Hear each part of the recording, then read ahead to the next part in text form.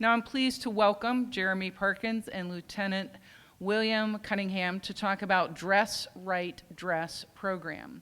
Jeremy Parkins, Air Force, served active duty from 1997 to 2005 and then the reserves until 2007.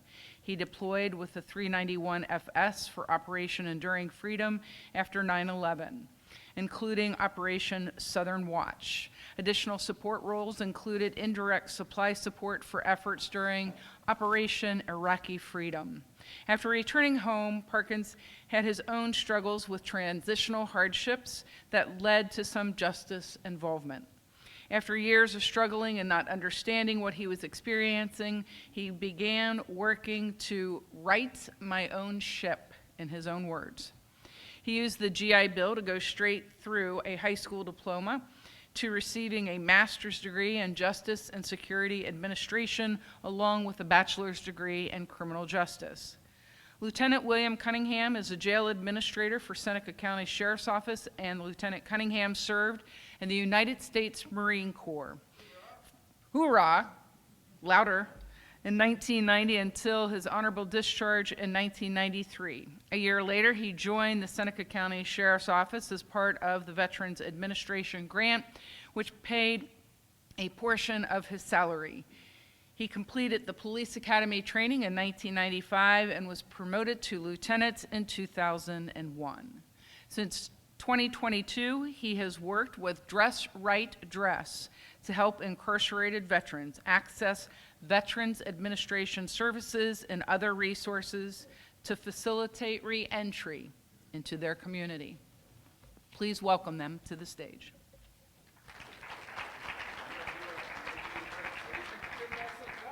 Well, thank you. I was just like, I read for a living. I was just like, I'll just let you do your thing. Yeah. Hello. I like to move around a lot, so I apologize. My name is Jeremy Parkins. I am the founder, president, and CEO of Dress Right Dress. We are a veterans nonprofit. The LT and I already set it up where I'm going to tell you about the organization and what we do, and then he'll come up and talk about our relationship with the organization and the jail. We're from Tiffin, so just an FYI. All right. I don't have to tell you any of this stuff because the chief already told you, so I appreciate that. I'm going to take this moment real quick. There are familiar faces in the room. A lot of people don't realize the work that goes into what we do, especially with all of you. You already know this, that we do not do things fly by night. It takes a year to write a program at least. We have OMAS in the building, which has been a huge partner. Ohio Suicide Prevention Foundation, Justice Stratton's office, the Attorney General's office, the Attorney General's Task Force Stepping Up Initiative, Judge Jackson, Judge Loxley I got to see for the first time, and I've been part of that committee for 3 years. This is the first time we met, so I want to thank all of you for your partnerships, your support, and everything. And now I'm going to dive in. Our story, there was actually a gentleman that used to be my supervisor that was in this room earlier this morning, and I was kind of talking about him. I was working for a community corrections facility or agency in the state of Ohio. They have multiple agencies. They are accredited and contracted through DRC. I started off as a case manager. I was a peon at the time. I was doing case management, and I said, hey, we need to do a veterans program, and I always like to tell people they told me to shut up and color. That is not exactly what they said, but that's the way I took it. So I went home and I put pen to paper. We formed our first partnership with NAMI Southern Ohio. I'm a huge supporter of NAMI and their efforts, but we formed a specific partnership with NAMI Southern Ohio because we started in Ross County in the basement of my house with my own VA disability money. That's how we started. We did that specifically because they had a program called Operation Homefront, and in Operation Homefront, they actually do peer support. It's more for the family side of things, but it was a veteran-specific program.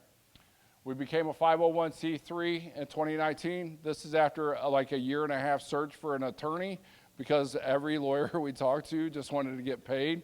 And I was like, that's not what we do. We wanted it written a specific way. We found Miss Susan Strayer out of the Columbus area who really supported our efforts, and she was all in. She's actually done pro bono work for us as well. Became Ohio Mental Health and Addiction Services Certified in 2021. We are OMAS certified. We are a peer-run organization, and there's subcategories to that certification.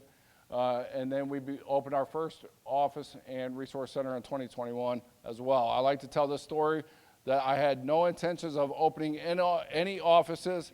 We had board members. Jason's laughing because Jason was part of our board at the time, where we were like, yep, let's do the OMAS thing, and we did it. And then 4 months later, they're like, hey, where are you going to run this at? And I was like, what are you talking about? I run it in my house. And they're like, no, state law, you got to have an office. So that was an adventure. We became Ohio Department of Rehabilitation and Corrections Reentry certified in 2022, thanks to various partners within the Office of Reentry.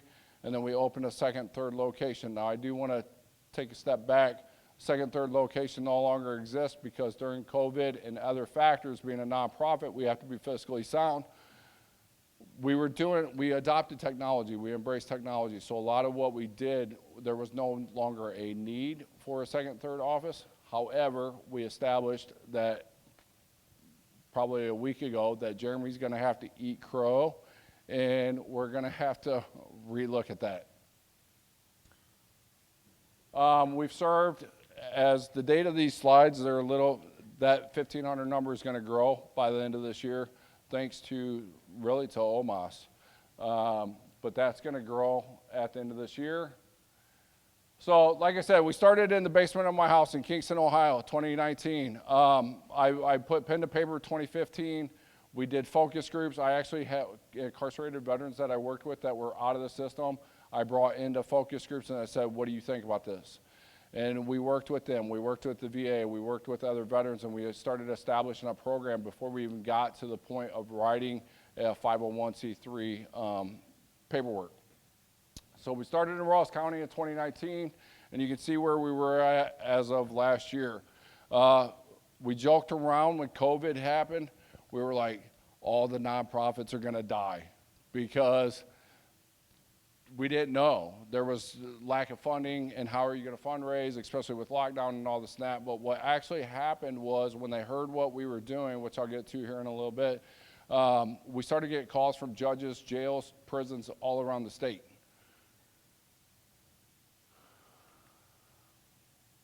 I always want to go this way or that way, I'm not sure, because they're sitting up there. So I add this in there. Those that attended our Veterans Conference back in September, I went down a little rabbit hole and I started pointing out where all we're going and where we've been. If you're not aware, Christy Woods here in the Ann Arbor VA got mentioned, so I'm just going to bring this up. We are actually working with Ann Arbor, prosecuting attorney for Veterans Court, Ann Arbor VA, to establish an office in Ann Arbor, Michigan. This is misleading. This is not, we don't have an office in all these states, but we have partners and we've helped veterans in all these states. And then this is misleading as well because there's 23 countries not mentioned on this map. We used to do a podcast that went, it was something I started. I didn't think anybody was listening. And then you go down the rabbit hole and you find out that it's being listened to by service members specifically in multiple countries. And then additionally, we pulled this information through social media and et cetera. So what do we do exactly? I talked about our growth. I kind of talked about myself. Well, actually I didn't talk about myself. So I'm going to take a quick second. If you notice, I don't have a prepared speech because I always get told I do better when I just fly off the rails, right?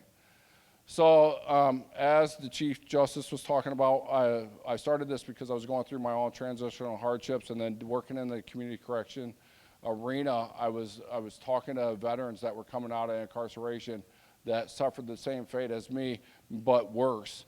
When I got out of the military, I did everything that they tell you to do. I went to the VA, I went to the VSO, I had a $75,000 a year job lined up as a 27-year-old kid. Was going to move back to Washington Courthouse, Fayette County, Ohio at the time, and have my friends, family, everything was going to be great. However, when I got back, none of that happened. The job fell through. The VA was a revolving door at the time. That's why I constantly praise the efforts of the VA right now, because they've made leaps and bounds from where they used to be. And I always tell this story, and I know some of you have heard it. My mom actually looked at me one time. I was going through such a difficult time that my mom looked at me and said, "I want my son back." And I said, "That guy's dead." Because I didn't know where to turn. The VSO at the time, his name was Ronnie Sword, and Fayette County was one guy. For a whole entire county, one guy. And he did everything he could in his power for me, but it just wasn't enough. I kept job jumping. There was a whole bunch of stuff that the military didn't talk about. So hearing you guys talk about prevention and what you're doing with your soldiers right now is amazing. Because none of that got discussed when we got out. There was no, hey, you got to recognize the signs of PTSD, substance use disorders, mental health disorders. You're going to be job jumping because you're going to start looking for that sense of self. You're going to miss your brothers and sisters that you served with. I actually joke around, and I won't do it in this room, but I actually joke around about what I told my service buddies when I left, right? Like, I'm not going to miss you, but that's not what I said. So, but nobody prepared me to leave, right? They prepared me for what I needed to do for the military machine, but did not prepare me to leave. And I did everything they told me to do, and it still didn't work. And then what I ended up doing was I was going to the bars. You hang out in those places long enough, bad things happen. I started getting in trouble with local law enforcement. I went to, it's a little bit of an exaggeration, but not much. I was in jail almost every weekend for a 4-month period. Disorderly conduct, bar fights. I actually threw my sister's boyfriend through a picture window right in front of the cops. So it was bad after bad after bad. Bad country song is the joke I use, where I say I lost my dog, my house, my wife, my job, everything. I moved in with my mom. My mom kicked me out of her house. I was sitting in her living room in a recliner, and this is where it comes full steam back to Tiffin. Sitting in a recliner, there's a knock at the door, and it's my stepsister. She goes, I was like, "What are you doing here?" "Oh, we're here to get you." It's like, "What the hell are you talking about?" "Your mom's kicking you out." The one person that I thought I had was kicking me out of her house. She sent me back to my estranged father's house in Tiffin, Ohio. It was a moment of clarity. I was mad at her at the time, but it was the best thing she could have done for me. It was tough love, right? Wasn't a quick fix. About a year or two later, I was laying in bed. My son was laying in bed with me. He was 1 year old, and I had this epiphany. I'm killing myself. Put my big boy pants back on and got back to work. I took my GI Bill and I went straight to college. I was working at Webster Industries in Tiffin, Ohio, pounding chain, going to school, started my own business and taking care of my family. And that's how I got back to work. After graduating with my bachelor's degree, I entered criminal justice corrections through juvenile system, ended up getting my master's degree, ended up working for a community corrections agency in Southern Ohio, and started encountering justice-involved vets, which is where you hear the DRD story begin. So what do we do exactly? Before I get to why I'm here to talk about the Justice Involved program we have, I want to share a few other programs with you because, especially with the Colonel bringing up prevention, we just absorbed another company, nonprofit. We send care packages officially to deployed service members around the world. We actually got our first and second orders going out this weekend. We are going to use it as a delivery mechanism for prevention to send them information on what they need to do to prepare to get out if they choose to do so. In addition to, it's nice to get something from home, right? We have a transitional assistance program. But typically those assistance programs don't work because what we hear a lot about, and you actually heard about it with the VA, is eligibility or time of access. Limited resources and information. It's not tailored to your MOS, and it's not tailored the home. So if you heard me talk about my story when I went to get out, when I went through TAPS, it was Transitional Assistance Program, it was go to the VA, go to the VSO, and that was pretty much it. They didn't tell you what the job market was or anything. So our Transitional Assistance Program tries to tailor it to where are you going specifically.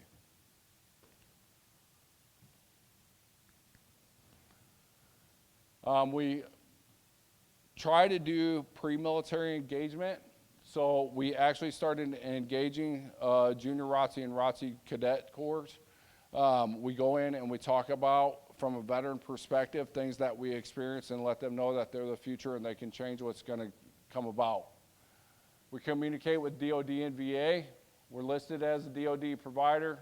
We discuss separation goals. We discuss SUDS and mental health, like I said, and then provide resources and information. Again, this is all tailored to where they're going. Where are you going specifically? Community enrichment and engagement. I'm not going to read all these. This is everything we do. Adrena gets tired of hearing from me because I call her like once a week and pester her.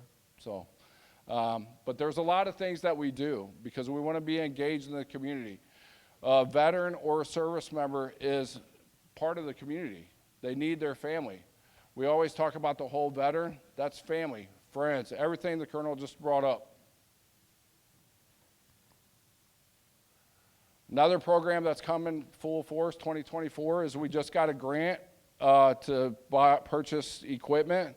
We are starting the Veteran Employment and Training Service Program. It's going to act as a second chance employment program where we'll put veterans coming out of the justice system to work. They will learn marketing, digital design. They'll sell our merchandise for us. And it's a service provided to the community so they can contract with us. And it's giving them a vocation. It's giving them employment. In addition to that, while they're at work, they will attend peer support groups, mentorship groups, workforce development groups, etc. So the big ticket item. Like I shared with my own personal story, I was somewhat just involved, and I primarily worked in corrections. I worked in reentry more so than anything. I started the Just Involved Veteran program to mirror or complement the VA's program because although I bragged about some of the staff in this room, the VA is ran by people, and it's not the end-all be-all. We're all human, right? That we've seen gaps. It could be geographical. It could be just lack of resources or personnel, what have you. We've seen gaps in the system, so we wanted to make sure that we complemented the VA, and then we could take care of the ones that weren't eligible for VA. So in our Justice Involved program, we assist and educate incarcerated veterans. We work with state and federal legislators, and we work with the court system. When we go inside the prisons and jails, we have a curriculum that we use. We just changed this up. COVID, we used to do 16 individual sessions with the veteran, and it was because we couldn't go inside the facilities anymore. That has went to an 8-module program. The 8 modules takes them through mental health, substance use, veteran-specific or related topics, and then it talks about effective goal planning, and then they leave with a resume. And that's just the first tier of this training that we take them through. Then they get individual sessions while they're still incarcerated where it goes back to what do you need, where are you going? And we try to tailor those resources to what they need and where they're going, and we work with community partners. Okay? Then the third piece to that is wraparound services. We don't just drop them off at the door and say, okay, well, you're done, right? We make sure that we stay with them to execute the goals.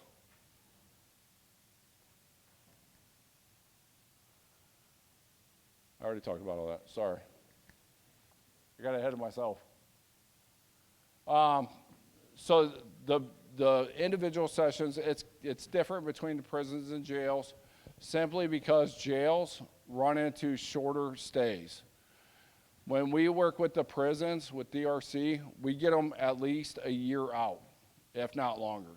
I got guys that got another 8 years left, right? So we have a year to execute everything that I just told you. In the jails, it's a lot shorter turnaround. So therefore, what we did was we took the 3 individual sessions out, but everything else is the same. They still go through an application process. They still assess needs. We still take them through the curriculum, and then we wait for release.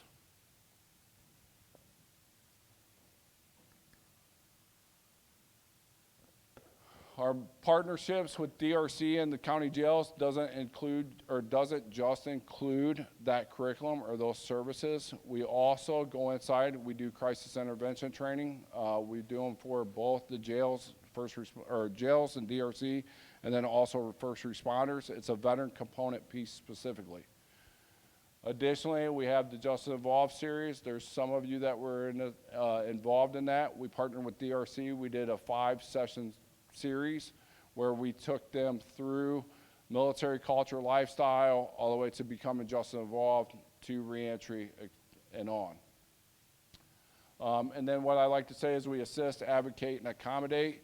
We assist law enforcement, judges, everybody that I just talked about in the justice system, as well as the individual veteran. We advocate for services for the veteran, whether that be through VA or community partners or providers. And then we accommodate. And what I mean by accommodate is that we're not accommodating the veteran necessarily. We're accommodating the facility or the agency we're working with, because you have 88, I was asked to talk about jails, that's where I'm going with this. You have 88 counties. So you have 88 different jails. You have 88 sets of standard procedure, policies, etc. So when I say we accommodate, we're accommodating those policies and those procedures because we know everybody does business a little bit different.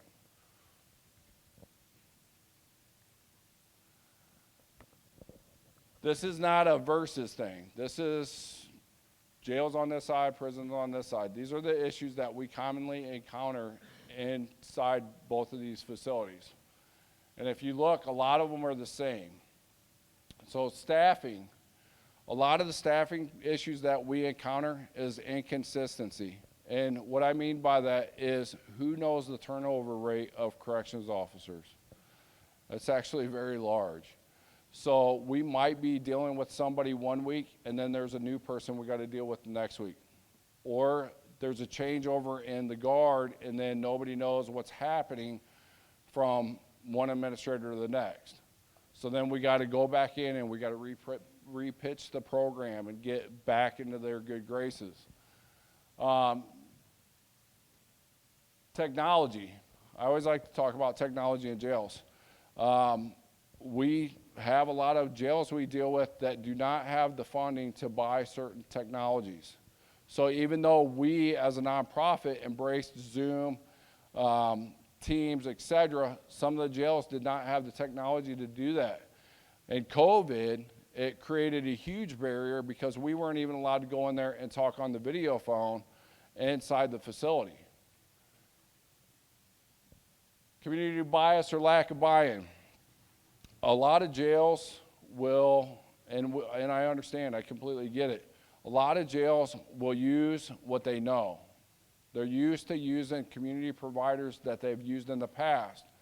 Or they're reluctant to buy into something new because there was a prosecutor that said he was old school. Some of the jails we deal with are old school. They're used to doing it the way they've done it for years. I see you laughing. Shows you I was paying attention. Thank you. Yes, sir. But they will refuse to buy into a new program. And so you got to go in there and you got to tell them why it's important that we do this. We are important, and yes, I'm biased to DRD because we're a veteran-founded, veteran-led, and we're specifically for veterans, right? So we try to communicate that to them. The other thing is, it's more towards the bottom, but resources. A lot of communities won't, or jails won't buy in because they're used to using the same resources, but they fail to lack the understanding in what the limits of those resources in their community are. So they might be relying on a certain community provider, but they're never had the real conversation of, are we burdening you with this commitment? Okay? Knowledge of VA requirements. I heard somebody say that from the VA. There's a lot of things that change if you follow the VA. Even me, I'm learning every day. Like, there's new policies, new changes, new things, that eligibility requirements, etc. I'm learning every day. And I talk to sheriffs, I talk to law enforcement at the city level, etc. And a lot of times they're unaware. That's why I started off my presentation by saying the VA is not the end-all be-all. And a lot of times that's what happens is the community jail or community provider believes that to be true. And that may very well be for those that are eligible for VA, but not for all veterans, right? So we try to educate them there. Gina's kind of looking at me because I email her probably 40 times a month, but because we're still learning, and we're trying to make sure we're relaying that information to those jails to say, hey, look, there's a stigma or there's misinformation that you're not understanding. So we need to make sure that you have the correct information. That way you can relay that information to that veteran to make sure they have the best chance of success or best chance of access to care when they leave your facility. In the prisons, we don't have that so much because the VA is in the prisons, so I don't have to do nothing.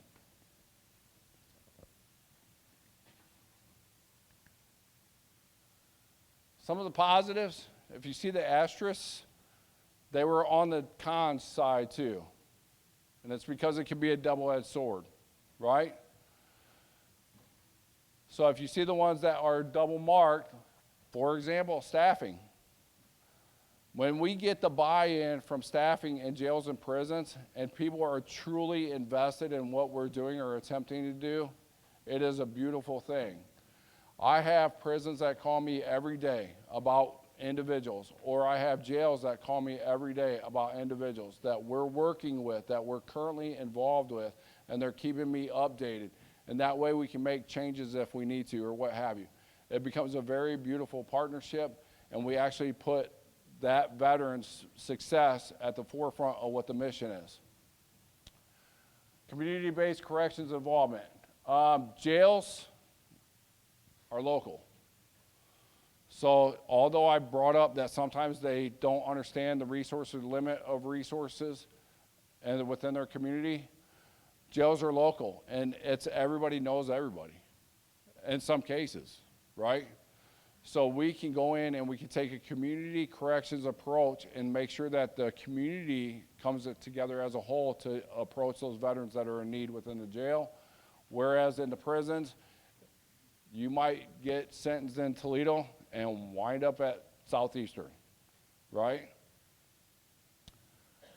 And our access in the jails seems to be easier at times than in the prisons, but just because of state mandate. We have to go through security checks, et cetera, to get inside the prisons, which all makes sense. We still got to do it in the prison or in the jails, but there's not as much red tape, if that makes sense. And then the prison side, I always put in population size. When you look at the national averages for veterans in jails versus the prisons, it's 4% nationally is what's been noted for jails, but that is a national average. That doesn't mean in Tiffin, Ohio, that 4% of their jail population is vet, right? However, in the prison, I have more veterans to work with, so I have more veterans to communicate with and piggyback off of or network with or what have you.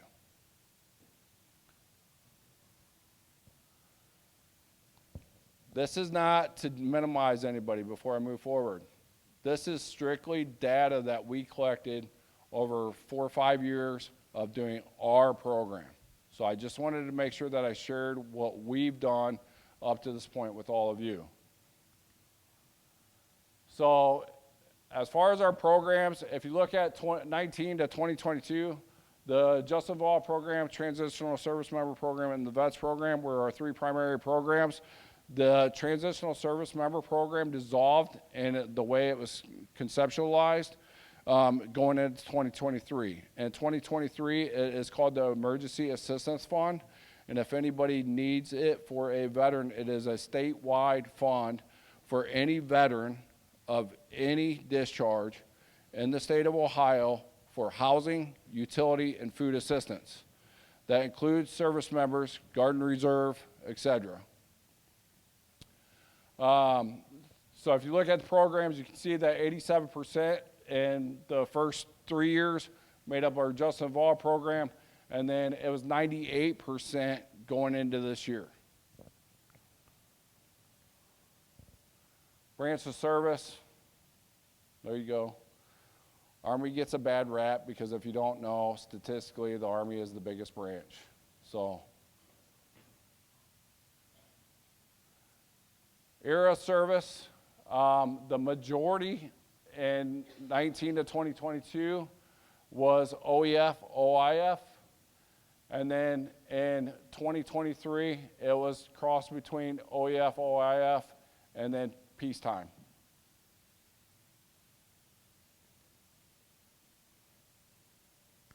There it goes. Character of discharge, honorable is always the higher. I always get a lot of people that give me a dirty look with that when we pull these data points. They always assume that the majority of those that become just involved are not honorable discharges. However, in our case, it's a constant.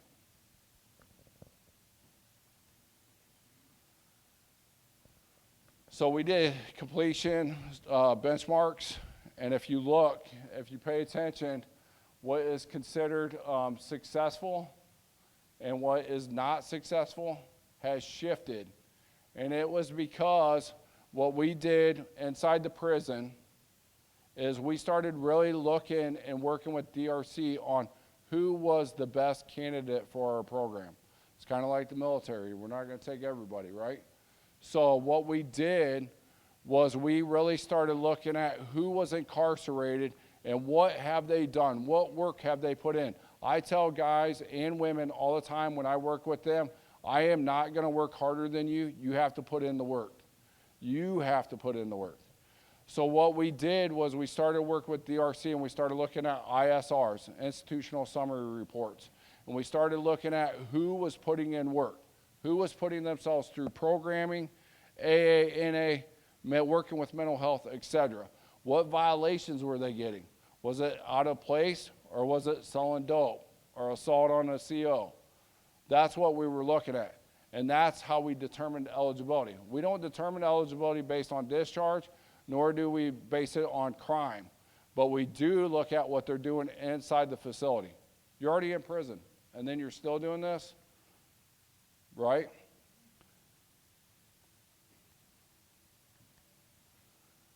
And then I know somebody asked about ethnicity statistics. These are ours. So gender for this year has been 100% male. However, since I created this slide, I have encountered several females that have reached out to us that are getting released probably within the next year, as well as for some other additional programs that we have. I had females reach out to me actually yesterday. And then most race, ethnicity, 79% in 2022 was Caucasian, and then there's the breakdown for 2023. And then marital status is 43% married. I have a very bad joke that I always joke around. The 43% was because they needed a break from their spouse. So at least somebody laughed. Made me feel good. The additional things that we look at, we collect data points on. So I heard there was a lot of talk about veteran suicides, but I want to touch on this just briefly. We do a lot of work with, like I said, OMAS, but Ohio Suicide Prevention Foundation as well. They've had a standing partnership with DRD. A lot of times people assume that veteran suicide is typically combat related. It's typically PTSD, and so on and so forth. That is actually only 1/3 of veteran suicides. Okay, so I want to share that with you. Most suicides are associated, veteran suicides are associated with another mental health disorder or transitional anxiety. And that you can actually go to va.gov and look that up. So as far as our stats go, deployment status of who never deployed, if you look for 2023, half of our individuals have never deployed. Most common job, again, Army gets another bad rap just because they're the largest branch. And then average time of service, our range was between 1 and 21 years with an average of 5.3 years of service. And then VA utilization was 87%. This was self-reporting. But thanks to our partnership, I'm going to bring this up. If you are a community provider and do not use VA Squares, I encourage that.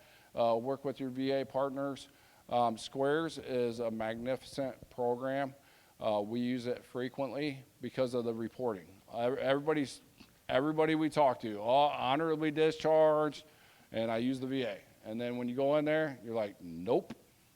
So depending on your programs and what their needs and trying to assess that is a very useful tool.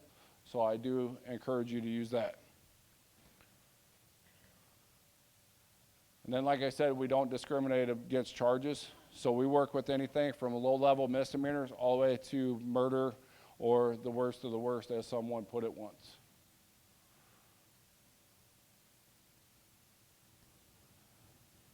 And then if you want to get into the mental health side of it, 47% report a mental health diagnosis, 42 used prescription medication, 56 stated that they had a primary diagnosis of PTSD, and then there was a secondary diagnosis of schizophrenia. 67% report that a mental health diagnosis was given by a VA, and then 33 believe that they were treated unfairly. We do work in the justice system, so you take that how you want. 74% on substance use disorders, 43% report drug of choice is alcohol. But if you go all the way down, because I heard the story about the VA, the guy was given an opioid and then ended up turning into heroin. Percocet was the primary drug prescribed to veterans that encounter our program.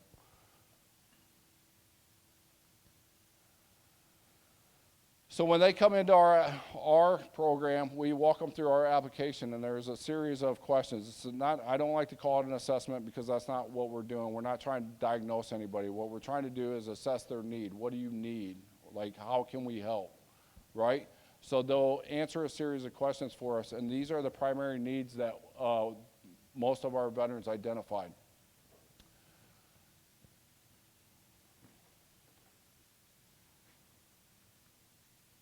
And then there's a section that says secondary needs.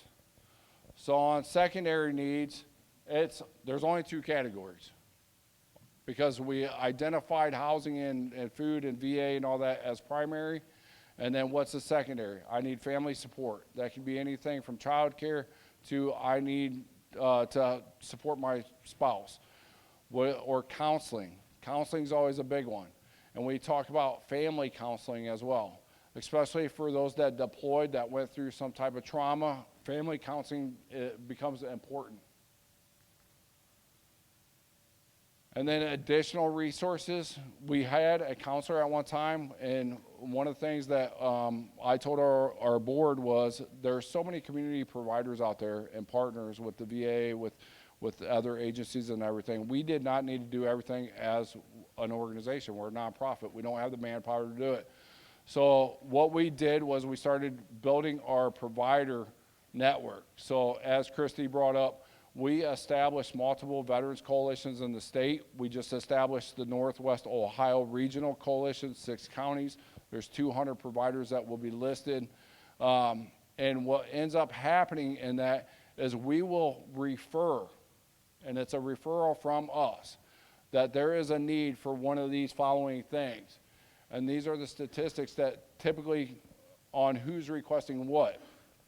And we'll refer to those agencies to make sure that our veterans are getting the best treatment and quick access to care.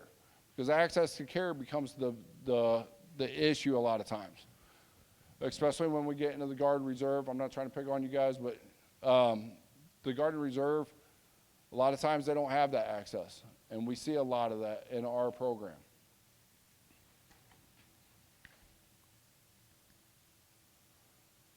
And that's it for me. Now I'm going to introduce Lieutenant Cunningham from the Seneca County Sheriff's Department. He is the jail administrator. And just an FYI, he is a new board member of Dress Right Dress. There you go. Thank you. All right, good afternoon, everybody. Lieutenant Cunningham. I've been in corrections for 29 years.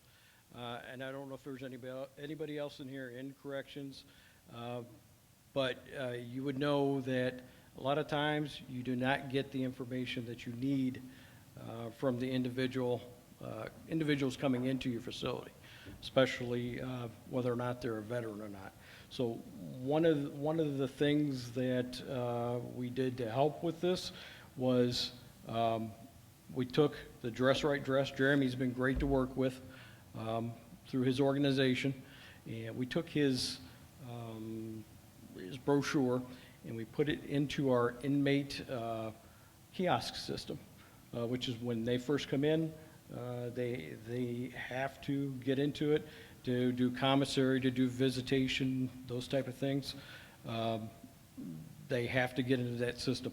It is mandatory that they look at this brochure when they come in. So even if they do not give us any information during the booking process, they see this information from Dress Right Dress.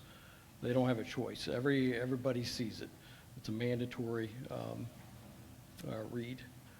So, I mean, that's basically what I do is I facilitate Jeremy's with our facility. We facilitate his organization, and we get the information out to them. Hopefully, and we have in the past helped some vets out, and hopefully keep them from recidivism and coming back in again. So, that's it.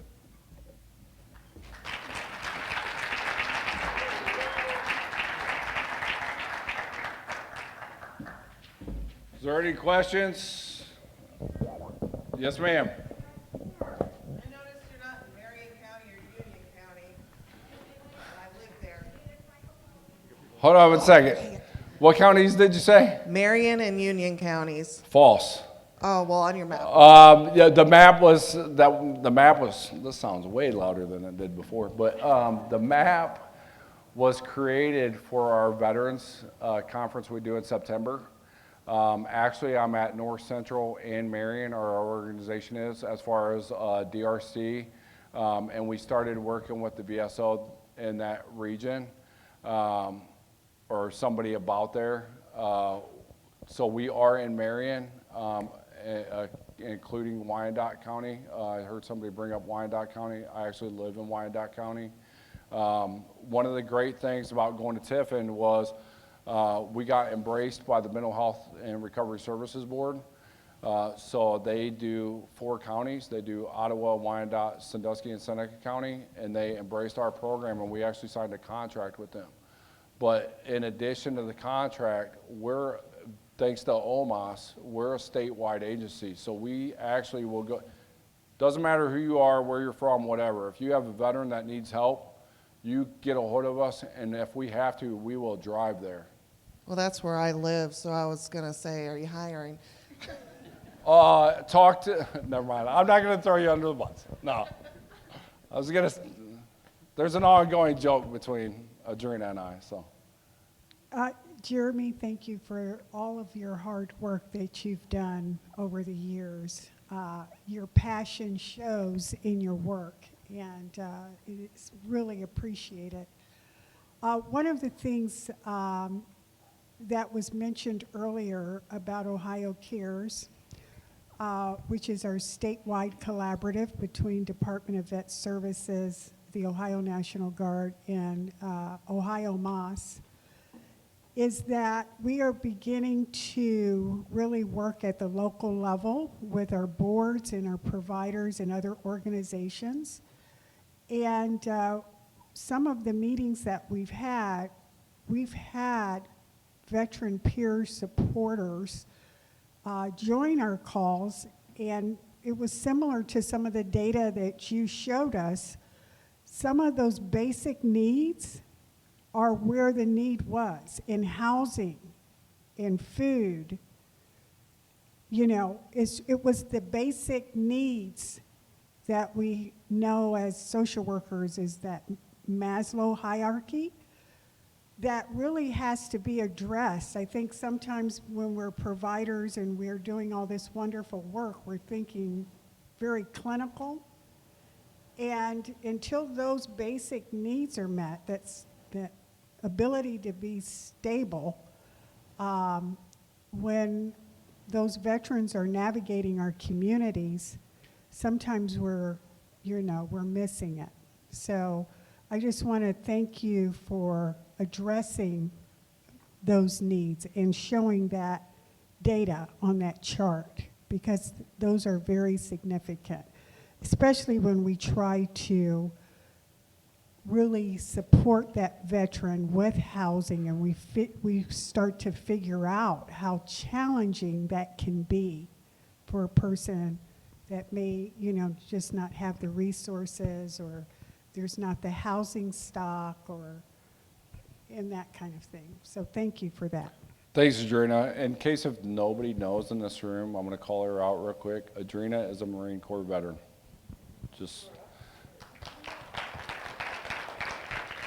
And she is fantastic to partner with, just an FYI.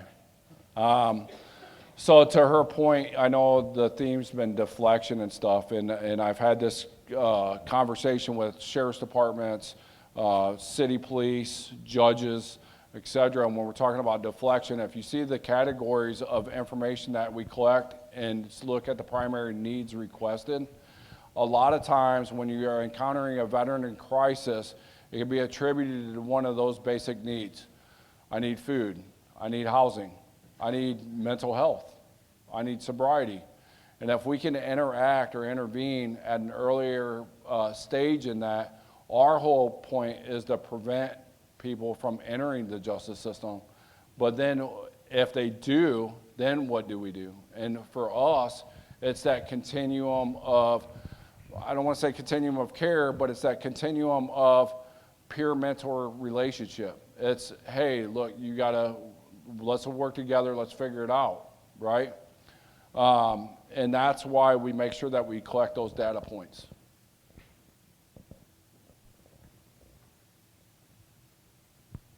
Yes, sir. Are there many vet pods in the jails and prisons that you visit, and do you think they're beneficial? So in the prisons, yes. The prisons have their own veterans coalitions, and typically they have what they call a veteran or honor dorm, and that's where the veteran inmates are housed. And it's same with our program, same when I was the director of the halfway house agency I worked for. So to tell this story a little bit further, I ran 3 facilities in the state of Ohio, one in Toledo, one in Chillicothe, one in Columbus. And everywhere I did this, it worked, right? So that's why I was putting pen to paper. What I seen when we got to the veteran pods or the veteran dorms or whatever is a lot of times it became a monkey see, monkey do type mentality, because veterans are very competitive. So it actually, we watched them kind of almost, it was almost competitive, but it was also that supportive nature of, I want to see you do better, right? And we watch these guys stand taller, puff their chest out. I say it's a rebluing or re-greening process. So having them together as a unit, when I worked in the halfway house, we went as a unit. We didn't do anything individually. If one went to the VA, we all went to the VA. One went to the VSO, we all went to the VSO. We went to the Dayton Air Force Museum together. We went and had coffee and donuts together. We did everything as a veteran corps. And that's where I'm saying that we took these guys through a re-bluing or re-greening process, and it was very beneficial for those guys. Now, to the jails, I do not see a lot of veteran pods being created, but I'm glad you brought up the jails because this actually happened recently in a county in Northwest Ohio where we were talking to a veteran with PTSD. Jails and prisons, they're made out of cinder block, and when we start talking about PTSD and stuff, sometimes that can be a triggering factor.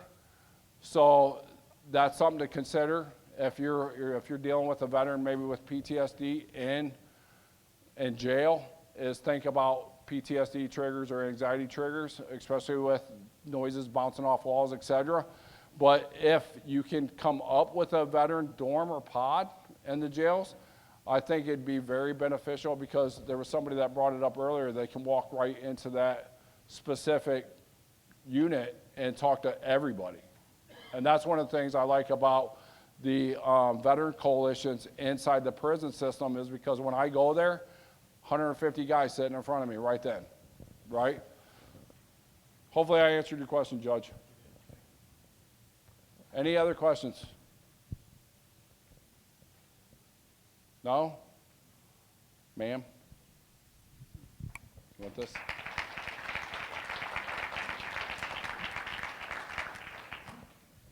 You got it? Thank you. Thank you so much. I mean, this is an amazing program. I didn't know that much about it, and I think probably many of us didn't, so it's wonderful to share it.